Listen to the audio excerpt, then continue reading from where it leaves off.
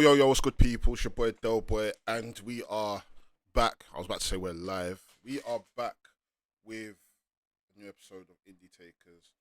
Again, all I can do is put my hands up and apologise because the consistency on our end has been a bit topsy-turvy in regards to getting our schedule aligned. But big shouts to Jem. Please wish him a speedy recovery. He's not feeling too well at the moment, but we're gonna keep things going because I've got a lot to talk about today.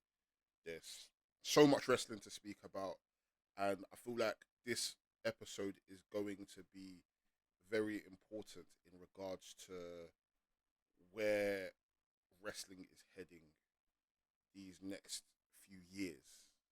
Like, this episode is really going to speak about how this past week, not even just this past week, but things have been building to this year being a precursor of amazing things happening in the next few years, and it's only right that we get into it.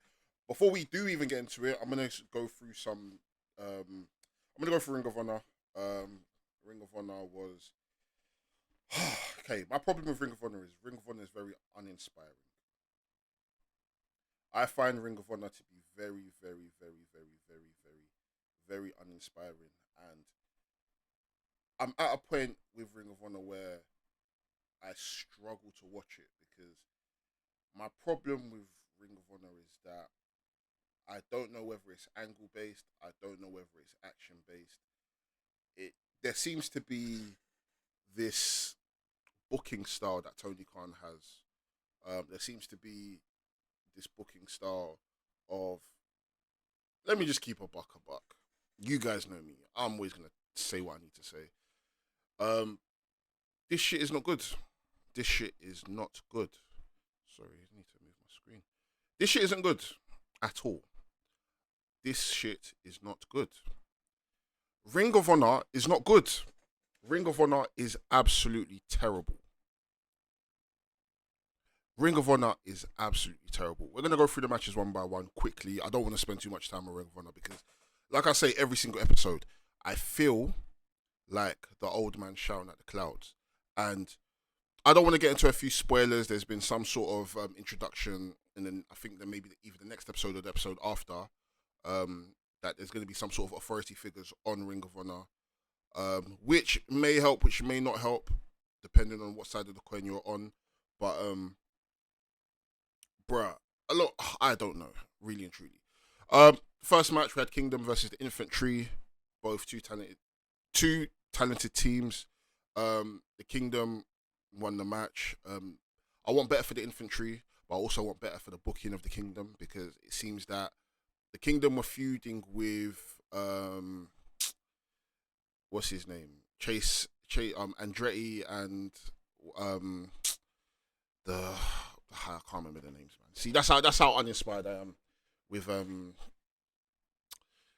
of Honor. Like, Ring of Honor has just become, I don't even know what. Yeah, Action Andretti and Darius Martin, they've been feuding with them for the past how many months or whatever, and they never ever seem to win, or they always seem to be disqualified. And the Kingdom are the Kingdom. I feel like the Kingdom, they're a premier Ring of Honor team. They are multi-time tag team champions. They're former IWGP Heavyweight champions, former Impact Tag champions. These are people that, as elder statesmen of Ring of Honor, these are people that you should be pushing to the moon. Of course, do put them against the younger talent. I 100% agree. But at the same time, they must feel important. And for the most part, the Kingdom, and this seems to be a booking trope that Tony Khan has when it comes to the Rampages and the AEW Darks, and it's tiring. Yeah, Kingdom won, but for me, it doesn't mean anything. The Infantry haven't been booked like stars anyways, and you can clearly see from the people in the crowd, they mess with the Infantry. Carly Bravo is great. Carly Bravo is great. Carly Bravo is absolutely great. Sean Dean, great. They cut a promo recently for a match that they're gonna have at, is it West Coast Pro Wrestling? The promo was excellent. Why are we not letting these guys talk? We need more segments from these guys. The problem is, if you're not going to make us care for them in the ring, vignettes, segments, promos, give us that. It's simple. There's other ways rather than them being winning matches for us to get these people over, and that just seems to be my gripe with Ring of Honor. But like I said, I don't want to spend too much time on Ring of Honor. Sky Blue versus Trisha Adora, decent match. I honestly don't know what they're doing with Trisha Adora. Trisha Adora is someone that was in the company before.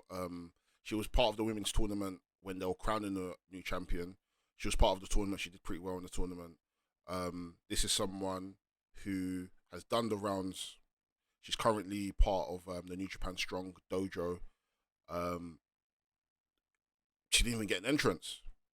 So this is why I'm confused. You're booking Trisha Adora, here and there. She's just coming to do the job. And for me, I'm just like, this is the problem. Like, Ring of Honor don't have a solid women's division. And it's like you're giving the same three people, you're just making them squash everyone and win. So then at what point am I going to care about this division? At what point am I going to look at someone and think, yeah, this is the person that I feel like should be beating Athena for the women's title? It makes no bloody sense. Then we had Stu Grayson and the Righteous versus Dark Order. Okay. This has been one of the most confusing stories. This has been one of the... Granted, it's a story. Granted, it is a story. And this is what I want more from Ring of Honor. But at the same time, I don't want it at the expense of people you just don't have work for in AEW. Fair enough, the Dark Order are not where they were in terms of prominence. But one thing I will say about the Dark Order is they have been in certain main event segments in the last year or so in regards to Adam Page and whomsoever. But we want more from them. At this point, this might be controversial, bin the Dark Order.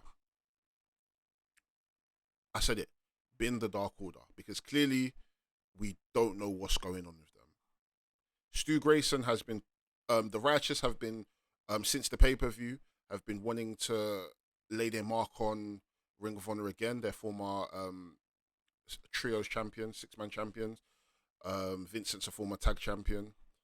The problem I'm having with this story is that this is done at the expense of an amazing tag team in Evil Uno and Stu Grayson. Super Smash Brothers have exploded at this point. It's clearly a thing of, like, you're probably wondering why I'm befuddled and I have no words. I don't know what is going on. I'll be very, very real with you. Look at me. Look in my eye. I don't know what's going on. The story that they've been trying to tell, I commend it. But it's at the expense of Stu Grayson, who's just come back. And one, we haven't even had a tag team title reign with Evil Uno and Grayson. And I don't know. My only thing about this is that, like, I'm not sure what is going on, but there was something that was said during the match. Something that, and I wanted to speak about it. There was something that was said during the match. And it was in regards to, I can't remember who said it, but someone made a comment in regards to, like, you've lost your grit, you've lost, like, and maybe this story is to kind of re-submerge some sort of grit into Dark Order, maybe for them to realize who they are. Dark Order, when they first came in, they were hot. They were in AW, they were hot. And then they got the addition of Luke Harper, rest in peace. They were hot. And then he passed, rest in peace. They still continue to stay hot. But to what expense? There was no titles. They were having constantly good matches. They were constantly on TV. But to what expense? And then last year when they had the trios tournament and we kind of saw a shift in Alex Reynolds, I thought, okay, cool. Maybe something might change. But to no avail, nothing had come from it. So I was just a bit lost. I'm like, I feel like this story might be what is needed to kind of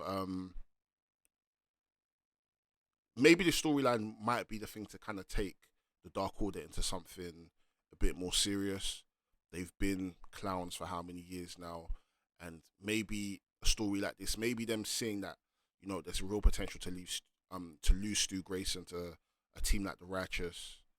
Maybe this might punt them into place, and I mean, you know what? I'm just gonna give it a chance. That's just me being honest. I'm just gonna give it a chance and kind of see where it goes. It seems to be the really only real story going on in Ring of Honor at this moment. So yeah, I'll give it a chance. I don't like I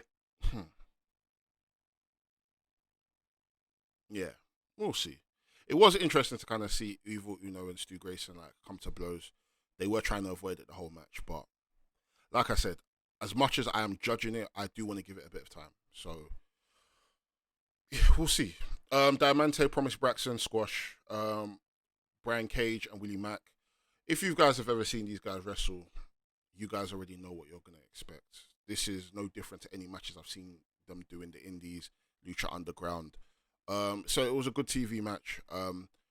Willie Mack, I'm so happy he's just getting a platform to showcase how great he is. And it's like Willie Mack, I don't even know how to explain it. Like he's such an enigma, and it's just like he's just getting better and better. Like there's no slowing down of him. Brian Cage is an absolute unit. I'm just happy that he's being able to showcase himself and he's been looked at like the star he can be. Do you know what I mean? Brian Cage just needed a platform. He's had the platform before, but Brian Cage just needs to kind of be by himself. He didn't really necessarily even need. Do you know what it is? I say he needs to be by himself, but he's with the embassy.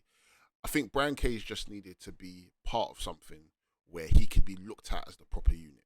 With Team Taz, I felt like it was kind of hard, especially with having someone like Will Hobbs in it, and it's like you're coming to it's like two units, and of course Will Hobbs is the fresher talent, he's the younger talent, he's someone that in regards to like being on the mic, he's better at speaking than the Brian Cage, but I feel like he sits right. I think he sits perfectly within the embassy, so that's proper good to see. The next match, Banga Badizio. Listen, I want us to have a conversation. Let's be honest. Rocky Romero, let me not speak. I don't want to PQ lots audio. Rocky Romero is having an absolute match. Like, no, see, I'm losing my words because I don't know what to say. Rocky Romero is having the absolute year. A year similar to like, the year he's having is incredible. Absolutely incredible. Like the feuds with Volador Jr., Lee Moriarty, this match with Zack Sabre Jr. Like, this guy can't miss. Zack Sabre Jr. is Zack Sabre Jr. I can't lie to you. I was saying this the other day in regards to Zack Sabre Jr.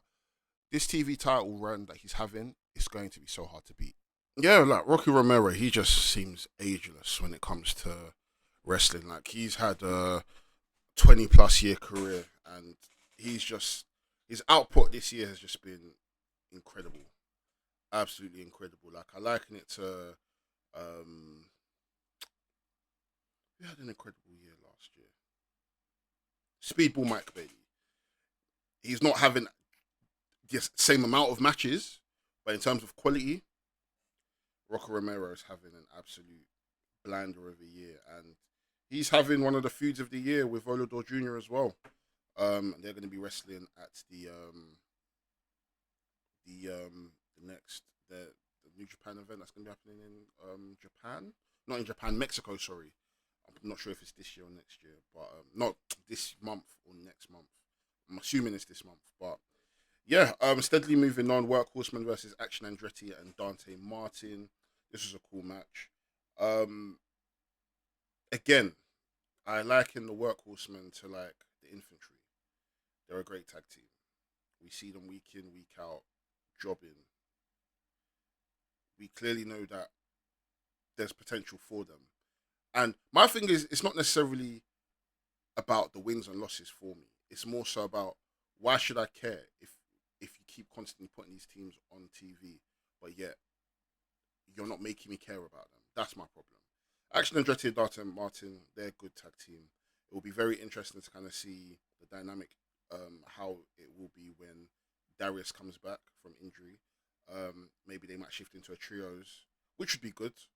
I feel like that probably makes more sense than them teaming with AR Fox. Even though AR Fox and the Martins are great, but having someone as young as them um, work alongside them probably works a bit better in terms of longevity, them being able to travel, them doing different companies and whatnot. So yeah, but yeah, I like the Workhorsemen. I want good things from them, you know. But it's just a means of just making them feel important. Why should I care for Henry? Why should I care for Drake? Why should I care for them? Ring of Honor just seems to not be able to put a nail on the head of like why these wrestlers should be important to me and why am I viewing them next each and every week. Especially the fact that Ring of Honor doesn't have that competitive feel to it anymore. It's lost that feel. We're not seeing the random pure rules matches. We're not seeing the just people just exhibitioning. It seems to be on a linear story path of this person is on a tier. They have to win matches. And then we had Butcher Blade, Kip Sabian versus shit match. And then we had Commander Hijo del Kingo Bandido versus the Spanish Announce Project. This was a cool match. Um, this was a cool match. Getting to see Cartwheel in his Ring of Honor debut was dope. I've seen him in Mexico, GCW. This was a very, very cool match, cool exhibition match. That's I don't really know what more to say. Like, if you've seen Commander, if you've seen Vikingo, if you've seen Bandido, you know, you already know what to expect. Do you know what I mean? These are three premier luchadors doing what premier luchadors would do. And Angelico, he looked good. Serpentico looked surprisingly good in this match. The crowd were proper into this match. Yeah, this was a car crash spot fest, which I feel is needed. There's going to be a word that I'm going to be using quite often throughout this video. It's going to be the word renaissance. And I feel like there's a renaissance for many different reasons, different forms of wrestling, and I would say there is a renaissance for luchador and lucha libre within wrestling at the moment. I feel like it's not like lucha libre has disappeared. Lucha libre has always been a thing. It's not like these wrestlers haven't been showcased and they haven't been touring, they haven't been doing well. But I feel like there seems to be like a newfound, profound love for lucha libre, and that's maybe might be off the back of. I don't want to give it AEW too much credit, but it could be off the back of AEW having the likes of Pentagon, having the likes of Phoenix, having the likes of Bandido coming in, Vikingo, Commander, and then also not can't just give all the credit to AEW, the likes of GCW, the things that El Gringo Loco has been doing in order, pardon me, El Gringo Loco has been doing to kind of bridge the gap between US and Mexico and this fantastic style of wrestling. I have to applaud El Gringo Loco. Like, he's been putting on some amazing shows, and GCW been putting on some amazing matches when it comes to the luchadors, and MLW as well with the Lucha Azteca and having the likes of Erez and their partnerships with the Crash and Mexican promotions. So it's really, really good to see, man. Remember I said it, Renaissance. That's going to be the word of today's episode. That might have been the name of the title. Then we had the pure title match. Shibata versus Alex Coughlin. This match was a masterclass. I don't know what it is I can say that hasn't been said about this match already. We need the fact that we have Shibata as a champion in 2023. Mind-boggling. that shouldn't be the case. We shouldn't have Shibata as champion, but we have him, and we have to acknowledge him. He's had 2 or 3 title defenses, and they've all been great. Pure Rules is absolutely amazing. One is he low key gets to work a safer style. 2, he's working a style where it's more, how do I describe it? You have to think. It's not just go guns blazing and strike. Like, you have to be cognitive of the decisions that you make, and this works tremendously in Shibata's region. Coughlin is an absolute unit, and I'm excited to kind of see where he goes. Like, I'm going to speak more on him in a bit when I speak about New Japan. Um, but boy, boy. But here's my gripe, and I don't always like to turn positives into negatives. Ring of Honor are not doing enough to shine a bright light on a pure division, because it's all well and good enjoying the Shibata reign, but then one thing I always find important in regards to titles and divisions and reigns is kind of trying to have a foresight on who is going to be the next champion. That works in AEW. It's fine to be able to have your champion defend titles, do these proven ground matches here and there, but the writing's on the wall when it comes to certain champions and certain belts. That shouldn't be the case in Ring of Honor. Ring of Honor, I should be able to know, okay, cool, this person has racked up this how many matches in pure division, in a pure rules match, so he should be the #1 contender. Right, like, I get it. It's nice for the champions to have defenses randomly here and there, but at the same time, it's also about building the next competitor. That's just me, though. But it does seem like Daniel Garcia might be the next defense that's coming up. But again, like I said, I genuinely believe that each week there should be a pure rules match. That's just me. And there needs to be, and I just sound like a broken record. I'm not going to say anything else because you guys have heard me say it time and time again. And then we had the main event, Athena versus Kira Hogan for the Women's Championship. It's nice to see 2 beautiful black women main events in Ring of Honor. I don't know if this is the first time. Either way, we have 2 women main eventing, 2 black women main events in Ring of Honor for the women's title. Both women. It was a good match. It was a serviceable match. Another trinket under Athena's belt of defenses. I personally think she's the best champion in Ring of Honor at the moment. I don't think during this new era of Ring of Honor, there hasn't been anyone as dominant as Athena. Nobody is putting in the work like Athena. Nobody has been showcasing herself and dispatching her opponents like Athena. And Kira Hogan, she had a good showing out as well. I think there's potential in Kira Hogan. I feel like she just hasn't been given the right. Like, I don't know what it is about Kira Hogan. Kira Hogan is amazing. I just don't feel like enough stock has been put into her. But I think this might change. I feel like Kira Hogan could definitely be built into potentially being the one to beat Athena. My only thing is, again, like I say, Ring of Honor are not building people properly. They're throwing people in proven ground matches, and then there's no rules. Like, I don't know, man. There was some decent stuff in the show, but Ring of Honor is basically Dark Elevation. All the matches are dark, like, and then you get 1 or 2 different main event feel matches, which is terrible. Every match should feel like a big deal to me on Ring of Honor. Every match should feel like it's moving something along. But yeah, that was Ring of Honor. MLW quickly. MLW. There was only 2 matches on MLW. They were in Mexico, as they were filming some stuff for AAA and MLW Super Series. Yeah, they had a few segments, which was fun. The 2 matches that they had was La Rebellion, which is Bestias 666 and Mecha Wolf versus Taurus and Abismo Negro Jr.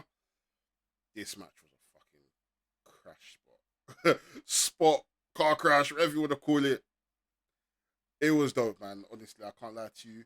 I know La Rebellion, they are the current NWA tag team champions, and they're also I think they might have lost it. I think they are former TNT Extreme, that's up in north of England, tag team champions. This match was dope. You see Taurus, like I like Impact, but Taurus needs a platform. Send Taurus to New Japan or Noah somewhere. I can't recall if he's been in AEW yet, but Taurus is, for me, he is one of the best luchadors. Like, he might be top 10. He might be top 10. Like, I don't know how to describe it. Imagine getting Jacob Fatu, the size of Jacob Fatu, the strength of Jacob Fatu, with the speed, strength, charisma, innovation like of Bandido and Phoenix. You put them into one, you give them a bull mask and some furry shit. That is Taurus. Can't lie to you. If I'm starting my own luchador company, he's my first champion. Easily. That was a good match. That was a very, very fun match. And then for the main event, it was Vikingo, Psycho Clown, and Ray Horus versus Sam Adonis, John Hennigan, and Gringo Loco in a 15-minute no DQ match. This match was very, very, very, very. It was basically Team America versus Team Mexico. Sam Adonis, for those who don't know, he is Corey Graves' brother. He's better than Corey Graves. He is way better wrestler than Corey Graves. I'm so sorry. John Hennigan did well. Gringo Loco, we spoke about him earlier. He's absolutely amazing. Spoke about him a few weeks ago in his Ring of Honor debut. And again, you already know what you get with Vikingo. Ray Horus, I'm a bit shocked he's not back in Ring of Honor. He's incredible. Psycho Clown is over as fuck. But this was a good match. 15 minutes, spot fest. It was a dope match. I generally, and you hear Jem say it every week, I like the direction that MLW are going. I like these 1 hour shows. Quickly in and out, a few segments here and there, but they naturally move and progress the shows along. It feels competitive. It feels like a sport. Whereas Ring of Honor doesn't feel like that anymore. Yeah. That was MLW. Impact was pretty interesting this week. The show started off with Steve Macklin and Bully Ray coming to speak about what happened at Under Siege. Under Siege was a good card. And then at the end of the show, after the main event, Bully Ray put Scott D'Amore through a flaming table. Bully Ray is incredible. My word. Bully Ray, I don't care what anyone says. Let me make myself comfortable. Bully Ray is bloody incredible. I was about to say Bloody Ray. Bully Ray is incredible. The way he commands the mic, his comedic timing. That Bully Ray is dope. And then after that, we had a Motor City Machine Gun come and call them out. We had a bit of back and forth. It looks like at the next pay-per-view we're going to be getting Alex Shelley versus Steve Macklin, which is going to be an absolute barn burner of a time. Yeah, I mean, is it time for Alex Shelley to win a world title? It's been long overdue, but Steve Macklin has only just won. If this was maybe like the tail end, maybe like 4 or 5 months into the Steve Macklin reign, I'll say, yeah, give it to Alex Shelley. What is the worst that can happen? Alex Shelley is... A lot of niggas is Alex Shelley's son, if we're keeping it a stack, if we're keeping it a bundle. A lot of niggas are Alex Shelley's sons. And Motor City Machine Gun, it's like, for me, they're just like an ageless tag team. They're just incredible. They're absolutely incredible. And Chris Sabin had his world title run, and he beat Bully Ray. He mentioned it. He beat Bully Ray for the world title. But that was a young Chris Sabin. But to see maybe an older, more mature, older statesman Chris Sabin or Alex Shelley have a world title, that would be good. And these men are just incredible in ring, man. But yeah, we had Eddie Edwards versus Yuya Mura. I can't wait for Yuya to go back to New Japan. He's doing well on his excursion at the moment with Impact. He's doing some indie dates. He's gonna go back an absolute unit. Eddie Edwards is just incredible. He's gonna now. I'm assuming he's now gonna get into a program with Frankie Kazarian. And one thing I'll say about a lot of these older statesmen, like they're just they're hitting peak performance. Like it's as they're getting older, they're getting even better. I don't remember Frankie Kazarian. Like it was maybe a few weeks ago. Frankie Kazarian had the match. I was just looking. I was thinking, this guy is dope. This guy is absolutely dope. We had Sammy Callahan and Jake Christ defeating Decay, which is Crazy Steve and Black Taurus. Whatever, just a quick squash match. Trinity versus Savannah Evans. Trinity is going to be facing Diana Perrazzo for the women's title at the next pay per view, which should be fun. Do I see Trinity winning the title so quick? Okay, there's a difference between this match and then an Alex Shelley versus Steve Macklin. Trinity is coming from the WWE. Trinity is Trinity. So would potentially Diana having a transitional title phase just to put Trinity over a good look? I would say it is. I think maybe Trinity winning would probably be the right decision. She's been doing bits so far. Crowd seem to love her, and I can only support someone that takes matter into their own hands and crafts their own journey. And again, renaissance has some sort of renaissance within their own career, and there's a beauty in starting from scratch when you've come from the top. There's absolute beauty in starting from scratch when you've come from the top and rebuilding yourself and rebuilding your confidence, rebuilding yourself as a character. You know, making us like we will never forget what Naomi was in WWE. Like she had a stellar run, but the fact that she's gone to Impact and she's doing what she's doing, and I want to see her in more places. I want to see her doing the Stardoms. I want to see her doing the GCWs. I want to see her doing the West Coast and the Defy and the fight, like not the fight, but you know what I mean. I want to see Trinity everywhere and be able to have the matchups that she wants to have, and quote unquote writing her own story and finishing her own story. And I feel like Impact Women's Championship is the first step in that. Is there any harm in her losing? No, there's no harm in her losing, you know. But for this company to go into the right direction, especially with the eyes that are on Trinity, I'm not too sure in terms of like numbers and if Trinity actually is the draw that I'd assume she could and couldn't be. I'm not too sure. I don't really care about that. I will have a word of knowledge and ask him. Maybe he wouldn't. I don't know. He's not interested in Impact, so he probably won't be. But yeah, like I said, I think her building her carving her own lane and writing her own story and taking matters into her own hands, I will always commend it. We had Jodie Fret versus Danny Luna. Luna looked very good. This was a very, very, very, very, very hard hitting competitive match. I honestly enjoyed this match. I think this match was what I want to see in Ring of Honor. I want to see people come out and me not have an idea of, you know what, this is just gonna be a good match. Blow this match out of the water just for the sake of blowing the match out of the water, rather than 2, 3, 5 squash matches on a show where it leads to nowhere. Jodie Fret is settling well on TV. I'm excited to see what happens with Danny Luna moving forward and the rest of the subculture guys.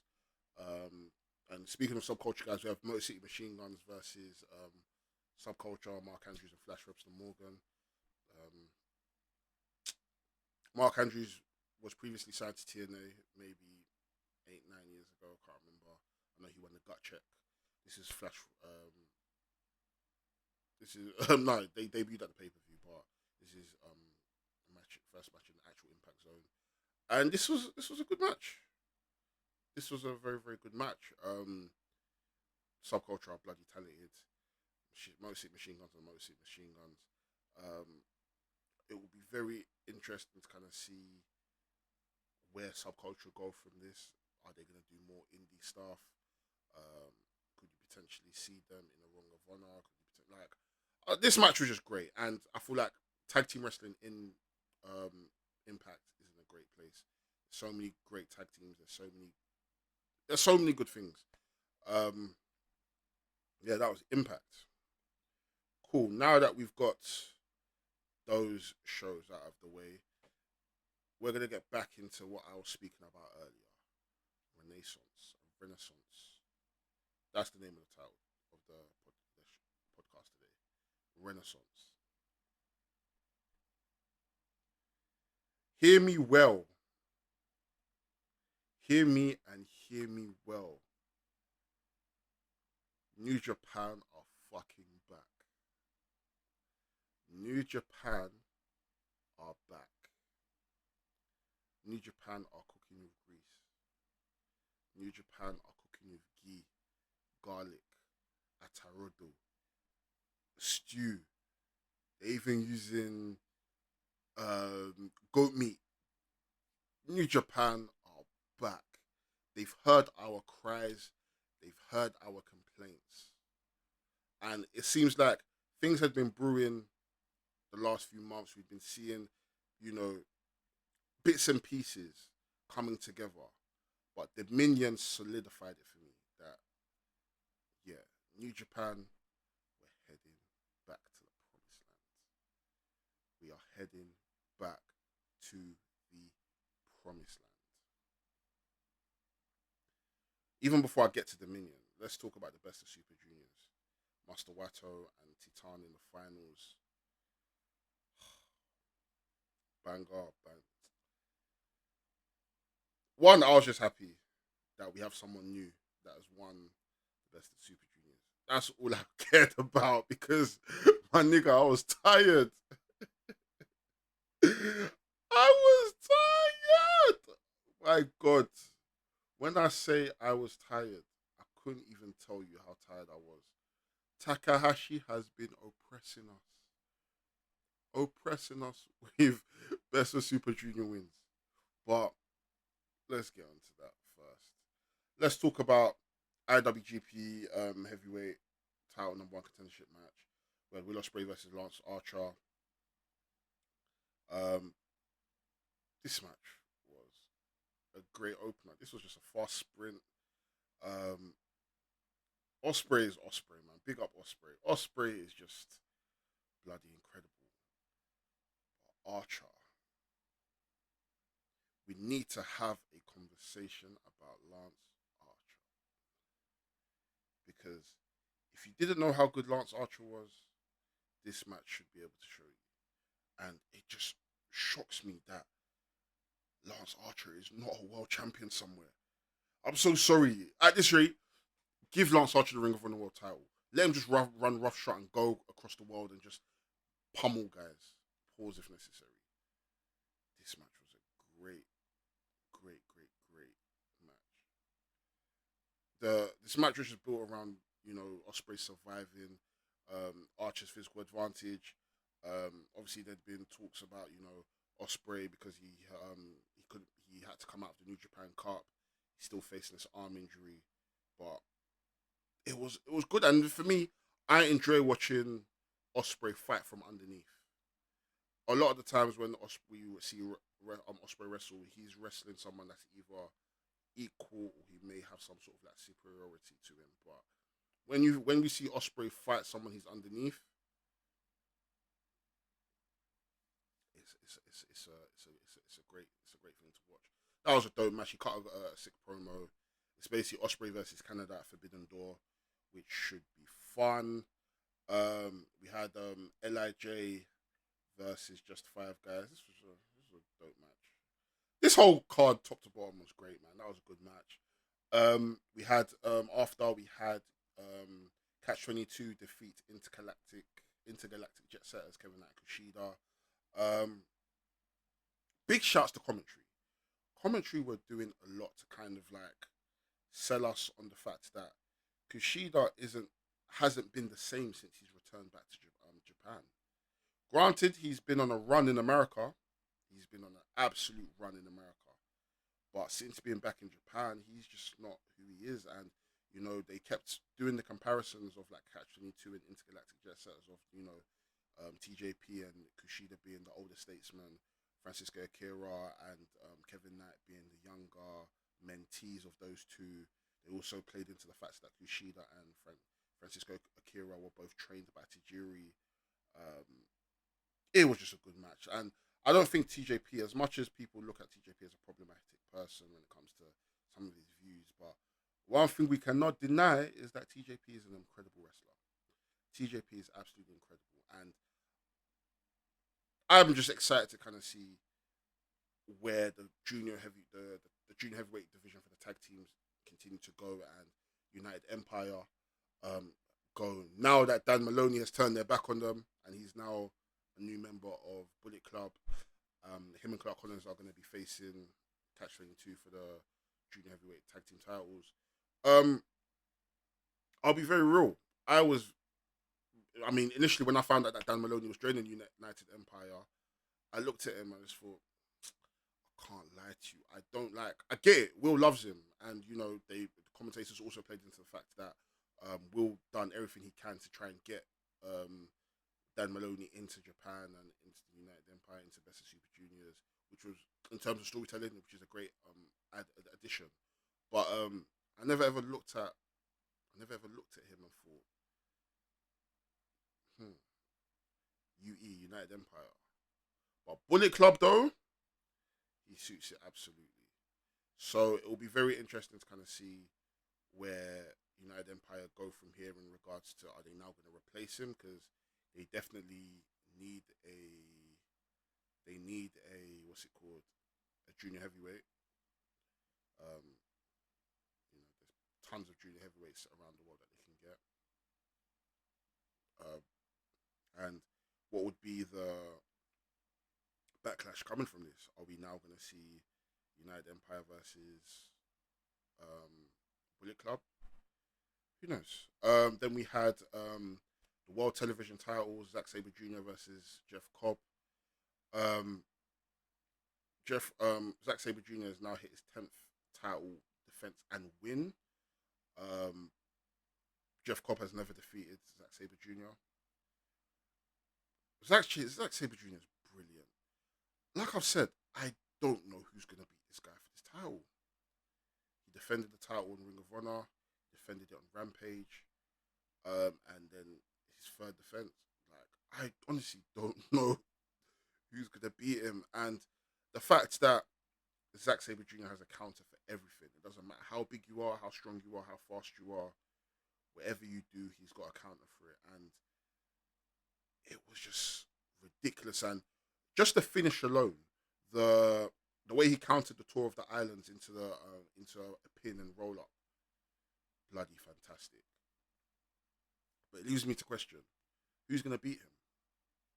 Who's going to beat him? Because with a TV title, I look at a TV title as more so an exhibition belt. This is about, stories don't necessarily have to be built from this. And a lot of his title defenses, no story has really been built, besides the Jeff Cobb one. But a lot of people might flog me for this. But if there's someone I want to see win the title at some point, not necessarily beat him for the title, but someone I want to see have a great title reign with the TV title, it's Aaron Hanare. I think Aaron Hanare is splendid. He is absolutely fantastic. I'm not sure when, I'm not sure how, because, like I said, I don't know, whoever beats Zack Sabre Jr., they have a title defense to live up to. And even if ZSJ loses, he needs to be like a 5-time TV champion. That needs to be his belt. So, yeah. Then we had the tag team title match, the IWGP Tag Team Championships and New Japan Strong tag team titles. Bishamon won, which I expected.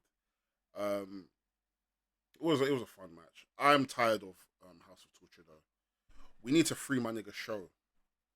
Honestly, Show should be a 20-time IWGP Junior Heavyweight Champion by now.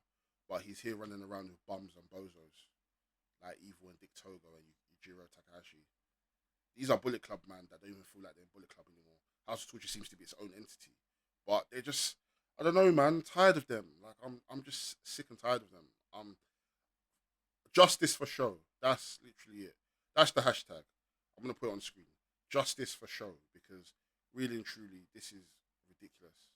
It's absolutely ridiculous. But the newsworthy thing isn't what happened during the match. It happened after the match. We saw Bullet Club come up on the screen, and who came out?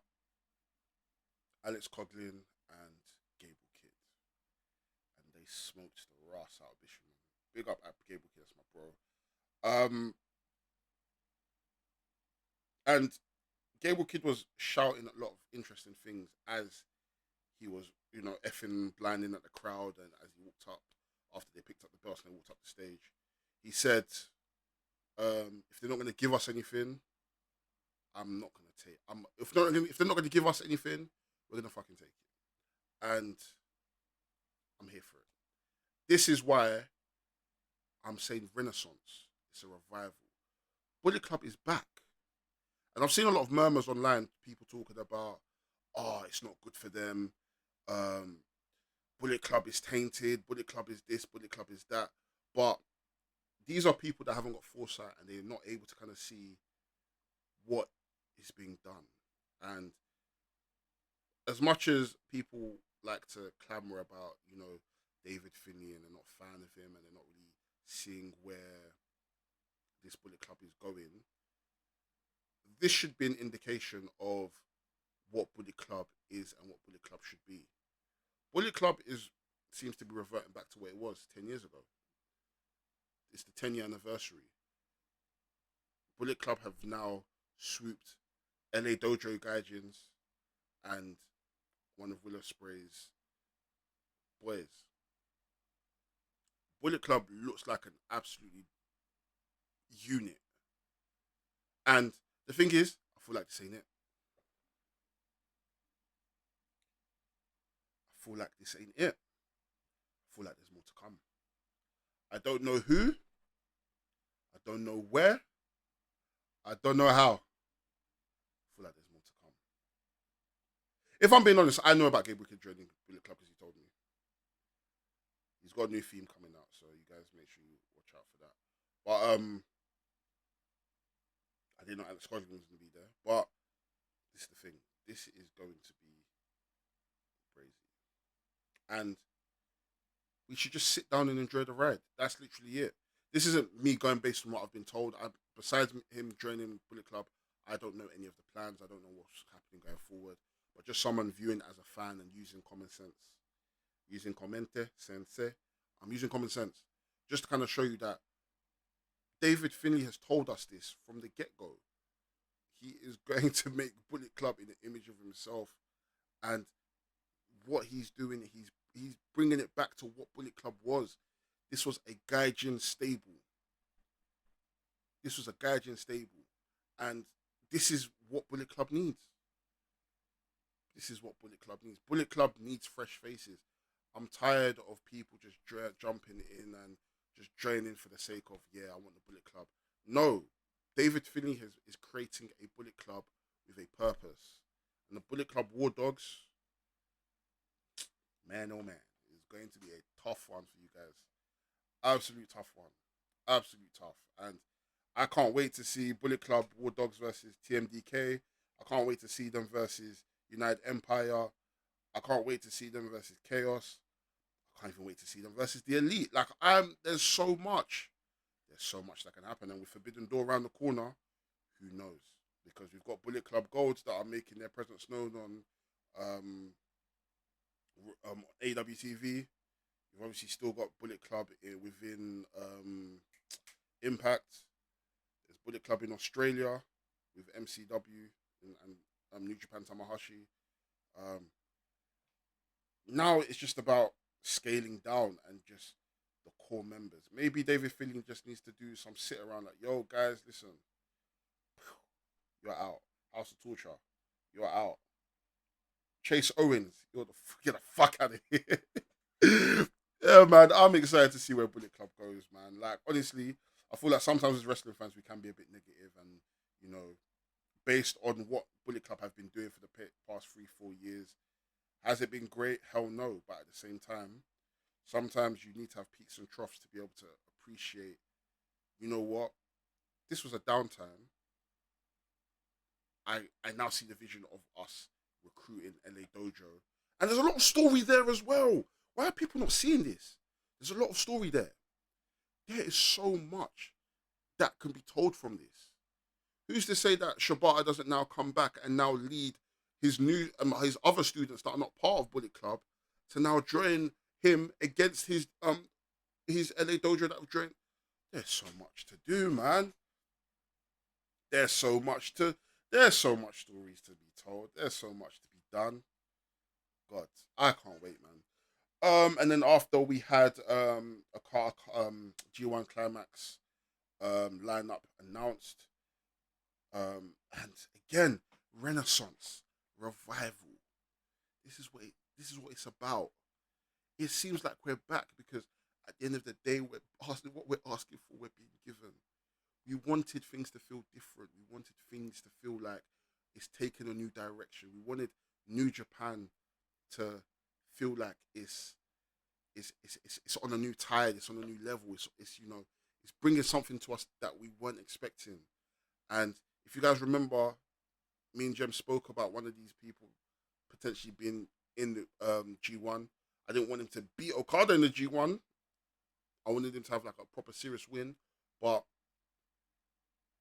this is going to be interesting. So the lineup: Okada, Naito, Sanada, Will Ospreay, Tanahashi, David Finlay, Shota Umino, Takagi, Ishii, Tamatonga, Tangaloa, Hikuleo, Hiroki Goto, Yoshihashi, Toriano, Kenta, Zack Sabre Jr., Taichi, Eddie fucking Kingston is going to be making his G1 Climax debut. This should be fun. El Phantasmo, Ren Narita, Evil. How the fuck does Chase Owens keep escaping and making his way into this shit? I'm sure he's just going to be eating pins and whatnot, but at the same time, why? I can name 50 man that could have been in the G1 instead of Chase Owens. But, oh well. Jeff Cobb, Great O'Khan, Aaron Hanare, Gabriel Kidd, my guy, Alex Coughlin, Shane Haste, Mikey Nichols, Yota Tsuji. And for my Noah fans, Kaito Kiyomiya is making his debut in the G1 Climax. And boy oh man, it's going to be a good one. Then we had David Finlay versus El Phantasmo. This was a pretty good fight.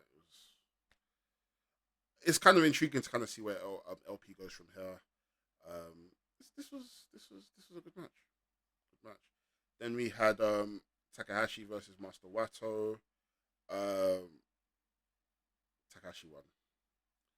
Then we had Never Openweight 6-man Tag Team Championship match. We had Chaos versus Blackpool Combat Club and Shota Umino. This match was very, very good. I enjoyed this match a lot. Seeing Claudio amongst Tanahashi, Ishii, Okada, Shota looked great in this match. Moxley looked great in this match. Like, this was just epic, you know. I know, like, initially we did say that we don't know how we feel about Okada being in the trios. Like, him just having that allure of just being a world champion would have been great, but I'm here for it, man. If it means, you know, giving a spotlight for other people to just be world champion and put them in a place where he can still showcase his skills and then mix up with different people, I'm here for it. Dope match. But the most important thing of this match wasn't the match. It was after. A match package got played, and it looks like we're getting Bryan Danielson versus Okada at Forbidden Door. That should be very, very, very, very, very, very, very. The thing is, I'm gonna wait till the podcast on Wednesday to say my thoughts on the match. But that match should be epic, to quote Sam Blacks. Epic! I hate when the man say that. But yeah, that match should be great. And let's get into the main event. Sanada versus Yota Tsuji. Um,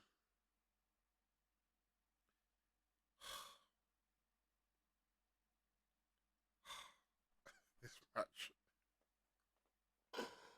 Oh! Sonada is him. Yota, bro. This, you know what's so crazy? This felt like two stars facing each other. This felt like two absolute megastars facing each other. Yota Tsuji has this presence about him, especially since returning back to New Japan. Like, if I was watching New Japan for the first time, nobody shoot me. Anyway, none of you can. None of you can fight me. Yota has the presence of the leader of Elijah. And it almost comes across like he wants to overthrow Naito as the leader. There's some history between them. But, yeah, Yota Tsuji is him. The way this match started off as well, um, struggle for control. Yota hits a big spear. Sonada rolls out the ring. And then you see Yota do this crazy spaceman plancha outside of the ring. From when that move, and you've probably seen that go viral. It's been retweeted. It's been gifted. It's since Dominion that I've seen that video probably every day. That match was crazy. That move was crazy. The commentators did Kevin Kelly, like the commentators did an amazing job in telling us about the history of Yota, him being a young lion, then him coming to the UK to do his excursion, him going to CMLL, his past playing football, hence, him being a quarterback, hence why his strikes are so good, him having martial arts background, was so dope. And it's like Sonada having to shift his game plan into the only thing that he knows about Yota Tsuji is the spear. That's all he knows. Like, he's counted a lot of stuff, but a lot of Yota's moveset, it's like he doesn't. He's struggling to combat with it until it became time to counter the spear, which he was very familiar with because he got speared out of his boots on Yota's return. This match was great. I'm very I don't really care for Meltzer's ratings, but I'm very intrigued to kind of see what Meltzer rates this. If it's out, I haven't seen it, but I will check after. But again, let me go back to this. What I was saying before. Renaissance. New Japan is in good hands. A lot of people, including myself, were a bit. I don't know how I feel about Sonada being champion, but we've seen that him as champion works. His ability has never been in question. It's just a matter of, does he have this presence about him? Will he be able to reflect this within a big fight feel? Can I look at Sonada and look at him and think, yeah, you are a champion? And quite frankly, he does. The title defenses he's had so far, I've been able to look at his opponents and also look at them and feel like they've had a big they have that big fight feel in them, and that, you know what, if this person was to beat Sonada, I believe them. And there's not a lot of champions that are like that, where they're able to not only make themselves look good, but also make their opponents look like a credible threat. To make their opponents look like, yeah, if this person wins, if this person beats the champ, it was a right call. And of course, I had no doubt that Sonada was going to retain his title. But at certain points during the match, I was thinking, damn, maybe they might do an Okada. He just wins that belt. Or they might just do a Jay White. And because we rarely see people push like this as soon as they come back from excursions. So it will be very, very, like, New Japan is in good hands. with the G1 coming up, Forbidden Door coming up.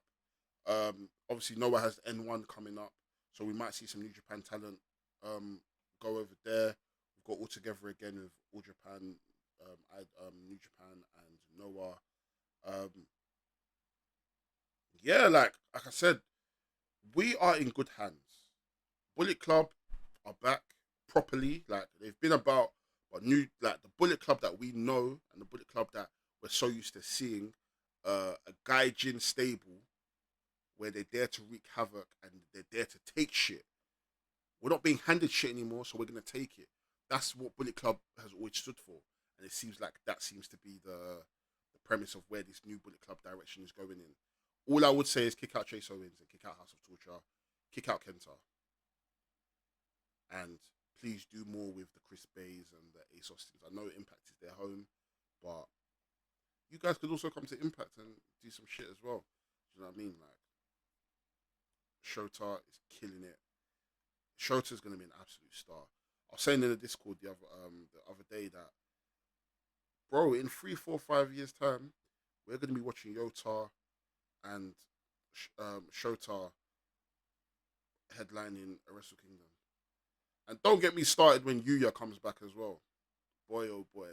Then obviously we've got Kenny Omega versus Will Ospreay. I'm assuming that Will Ospreay is probably going to bring that title back to New Japan. Like, New Japan is back, ladies and gentlemen, and we're cooking. We are finally cooking. We're cooking with ghee. Like I said, ghee, oil, ginger and garlic paste, atarodo, stew, rice. We're cooking. Yeah, no, I'm excited to kind of see where New Japan go. And this is the thing. This is how I always want to end every Indy Takers. Excitement of knowing what is next. Because every time I talk about Ring of Honor, I'm never excited because it's just like, here it goes, troll. But I'm excited. Like, can you look at my eyes? I'm excited. Look at these bloodshot eyes. I'm fucking excited. Like, I'm a bit tired, so that's why the energy is a bit depleted. But yeah, I can't wait. Honestly, can't wait to see what happens. G1 Climax, can't wait to see what happens. All Together again, I can't wait to see what happens. N1, I can't wait to see what happens. I need to catch up on All Japan's. I'm not sure if the Champions Carnival started or if it's finished. I've been a bit lackluster in regards to New Japan, All Japan, sorry. Yeah, I can't wait, man. Honestly, I cannot wait.